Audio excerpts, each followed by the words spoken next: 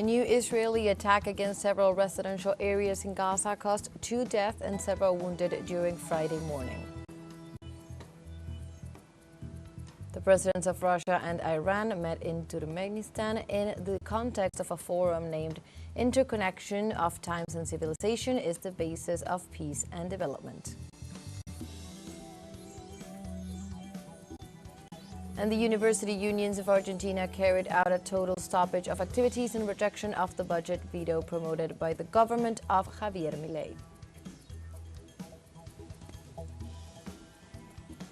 Hello and welcome to From the South. My name is Beren de los Santos. I'm from the teleSUR studios in Havana, Cuba. We begin with the news.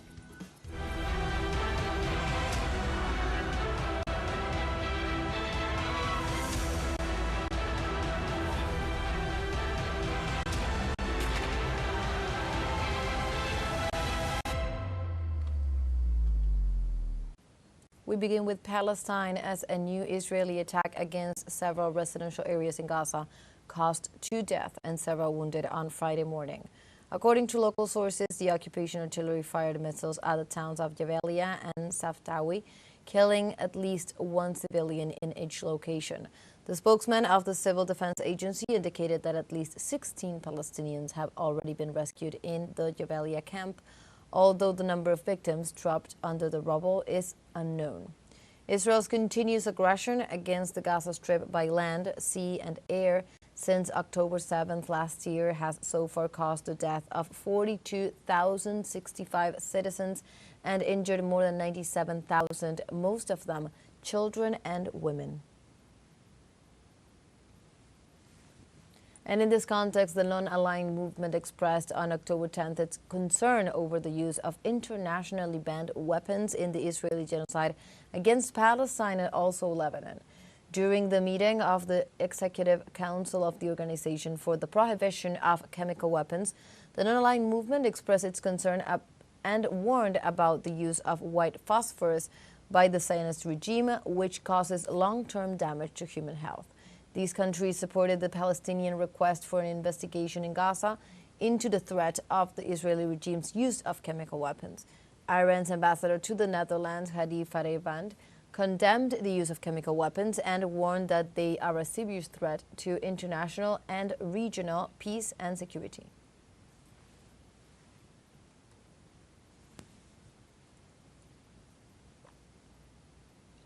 And the United Nations Interim Force for Lebanon, UNIFIL, accuses Israel of attacking its headquarters facilities in the town of Naqoura in southern Lebanon.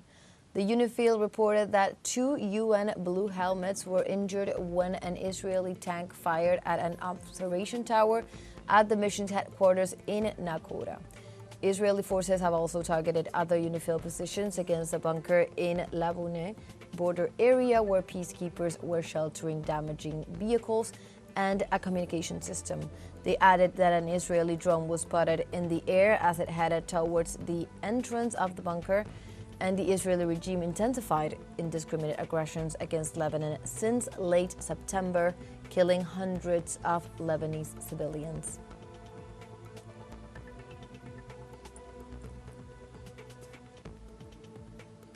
Also following the Israeli offensive, the United Nations Under-Secretary General for Peace Operations reported that 2 UN peacekeepers had been injured and hospitalized right after. This situation has put our peacekeepers at serious risk.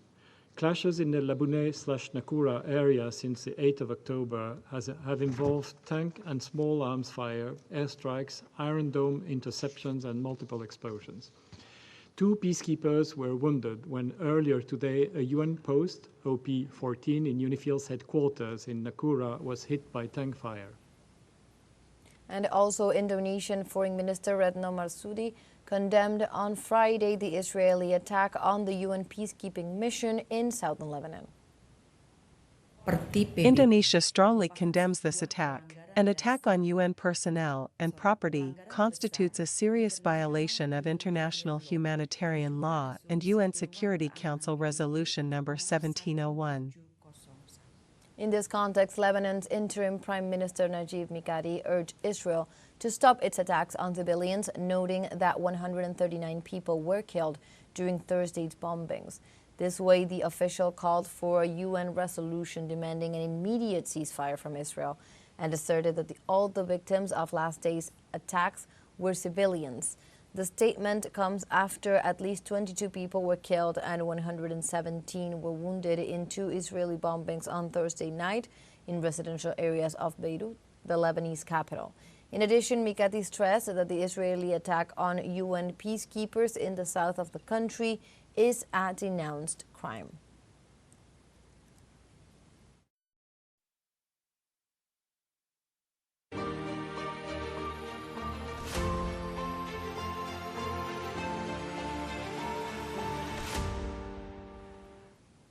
We now move on to other topics. The president of Ukraine, Volodymyr Zelensky, began a hectic European tour that seeks to renew support against Russia. Zelensky was received on Thursday by British Prime Minister Keir Starmer, with whom he held a bilateral meeting. Later, he joined the new NATO Secretary General, Mark Rutte. Zelensky then met in Paris with President Emmanuel Macron, and in the evening, he was set to travel to Rome to meet with the Italian Prime Minister Giorgia Meloni. On Friday, he will be received by Pope Francis at the Vatican, and on the same day, he plans to be in Berlin to meet with Chancellor Olaf Scholz. In mid-September, Russian President Vladimir Putin declared that if NATO makes a decision to allow Kiev to attack internationally recognized Russian territory with long-range weapons, this would mean that the bloc countries are at war with Russia.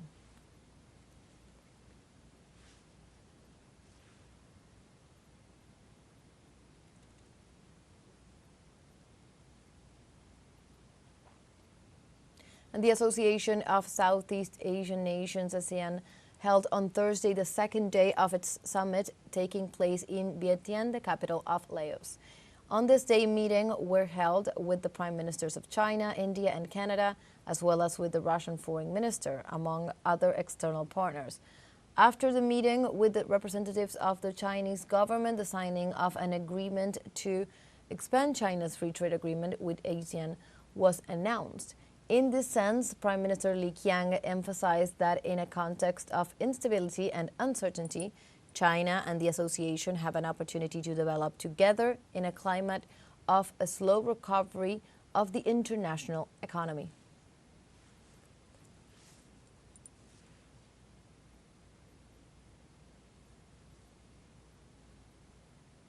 And 32 countries confirmed participation in the BRICS summit that will take place in Kazan, Russia.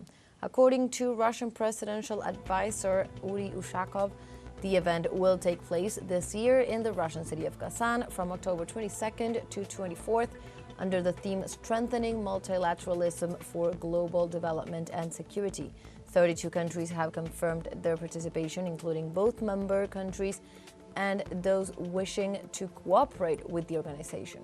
Ushakov stated that the event aims to promote multilateralism and development among emerging economies.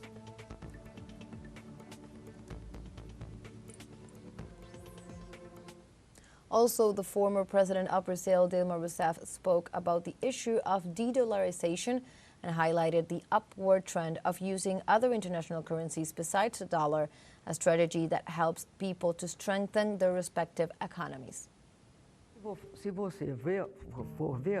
First of all, I don't think it's de-dollarization. I think it's the use of different currencies that expands your currency basket, as the euro expanded, as the euro had at a certain point in time. Everybody used and still uses the euro as a reference currency.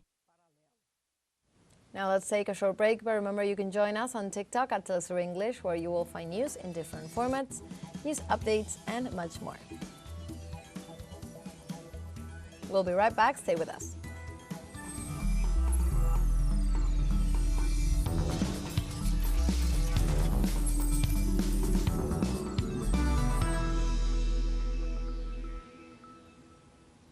Welcome back to From the South. The presidents of Russia, Vladimir Putin, and Iran, Masoud Pezeshkian, met in Turkmenistan in the context of a forum that is called The Interconnection of Times and Civilization is the Basis of Peace and Development. The two leaders met in Ashgabat, the capital of Turkmenistan, where they have traveled to attend an event commemorating the anniversary 300th of the birth of poet Makhtumoglu Faragi. Russian presidential advisor Yuri Ushakov said that the meeting between the two heads of state is of great importance, both to address bilateral issues and to discuss the aggravated situation in the Middle East. The forum is also attended by presidents of more than a dozen countries and international organizations.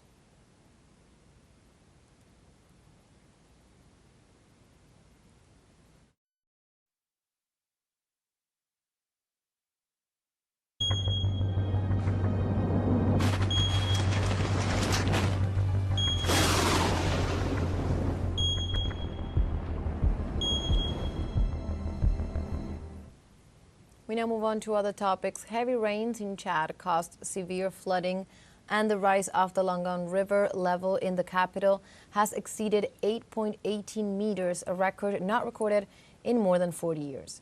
The rainy season has caused widespread flooding in several districts of N'Djamena. Citizens are trying to contain the floods, which are not only caused by the rains, but also by the swelling of the Chadi River, which flows through the city. The Prime Minister, Ala Mayhalina, called a meeting of the National Flood Committee to draw up an action plan. The floods have affected 8 districts of N'Djamena City and 17 of the 23 provinces of Chad. 576 people have been killed and more than 1.9 million have been affected since last July.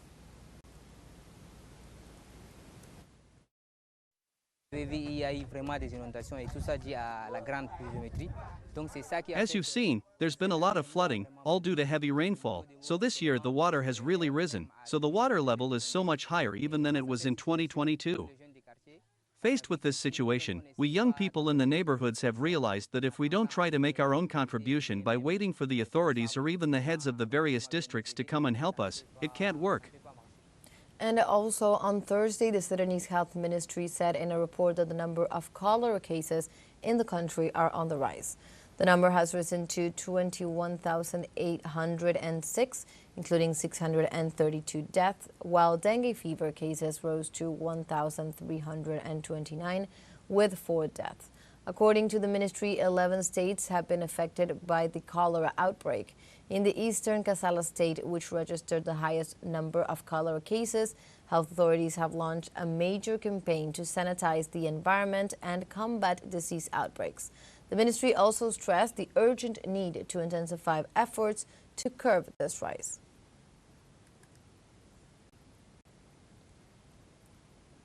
And in Pakistan, an armed attack on a mine in Balochistan province left at least 20 deaths and injured 7 people. In this regard, a police officer reported that the incident occurred late Thursday evening in the Duki area and that victims were mostly from the Balochistan region, with some being from Afghanistan. So far, no armed group has claimed accountability for the strike, in which perpetrators used heavy weapons, rocket launchers, and hand grenades. These kind of attacks have been occurring more often in the country in recent months, targeting companies involved in the extraction of mineral resources, as well as the foreign employees working for them.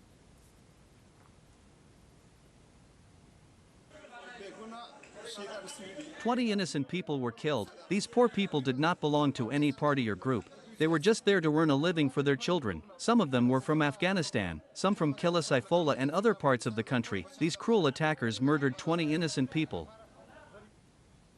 Also in the United States, with less than 4 weeks to go before the presidential elections, polls revealed the Democratic Party candidate Kamala Harris to have a 4-point lead over her Republican opponent Donald Trump. According to a survey conducted by The Economist and YouGov, Harris leads the race with 49% support ahead of Trump's 45%, with the current vice president also showing a small 3% advantage among registered voters. In addition, the study revealed that 4% of voters are still undecided. On the other hand, the pollster's entity surveyed the main issues of concern for voters ahead of the November 5th election, which were the economy and employment, national security, healthcare, immigration, and climate change, among others.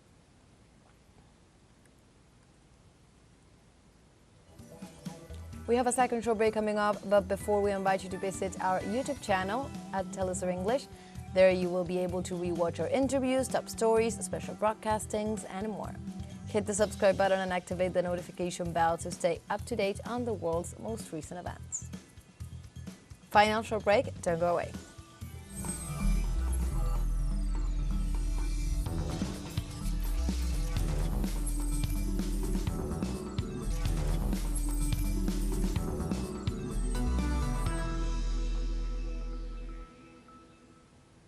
Welcome back from the south. The university unions of Argentina carried out a total stoppage of activities in rejection of the ratification of the budget veto promoted by the government of Javier Milei. The workers' union stated that the measure sought to repudiate the decision of the Congress against the popular mandate, fight for the defense of the university sector and the salary plan. In this regard, the public university system stated that 70% of the salaries of the sector are below the poverty line and threatened to continue the protest in view of the budget cuts faced by the public institutions of the country. Also, the university unions called for a new national strike for next October 17th.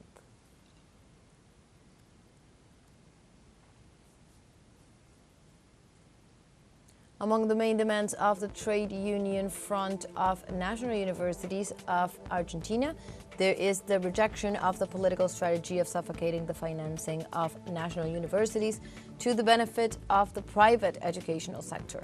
They also condemn the persecution of supervisors, directors, and teachers of the educational system. In this regard, the union demands decent salaries from President Javier Milei and alleges that the salary offered does not reflect the union's requests. In addition, they denounce that the government ignores the debt and active and retired workers.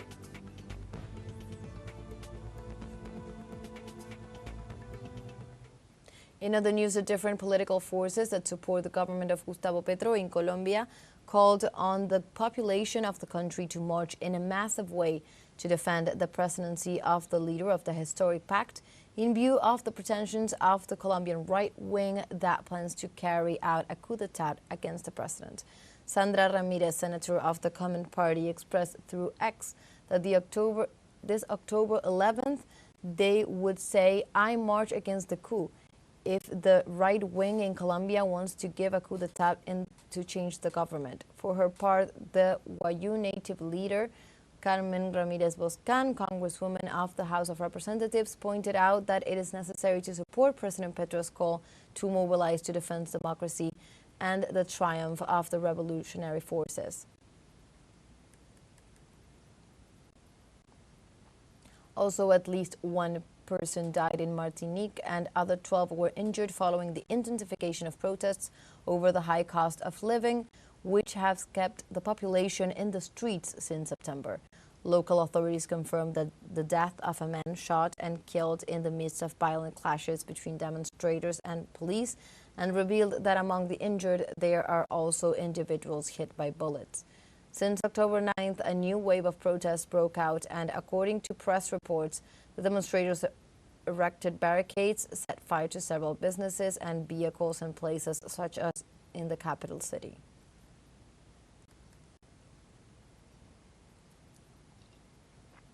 In Ecuador, the Masar hydroelectric power plant shut down its turbines due to low water levels in the reservoir that supplies it, thus worsening the energy crisis in the country. The flow of the dam fell to 2,115 meters above sea level. That is its limit to operate correctly, since below that point, the mud and sediment can damage the equipment. The plant is part of the main hydroelectric complex in Ecuador, and its stoppage comes after the government announced a day before power outages of up to 10 hours. The Confederation of Indigenous Nationalities of Ecuador said in a statement that beyond the existing drought, the situation is the result of an alarming ineptitude and lack of planning by the Ecuadorian government. Also, the state-owned oil company Petróleos Mexicanos, Pemex, reported on Thursday a chemical spill at the Deer Park refinery located in Texas, United States, which reportedly left one worker dead and several injured.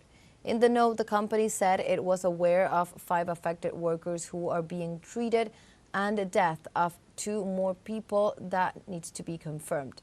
However, the sheriff of the city, Ed Gonzalez, confirmed in his official X account the death of 1 person and several others injured due to the incident. Pemex explained that the emergency protocols were activated and the corresponding investigations are also being carried out to know the causes of the accident and for the reactivation of the facilities.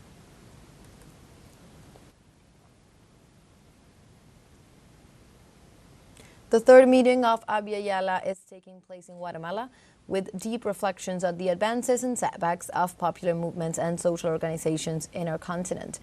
Our correspondent Santiago Boton has more details.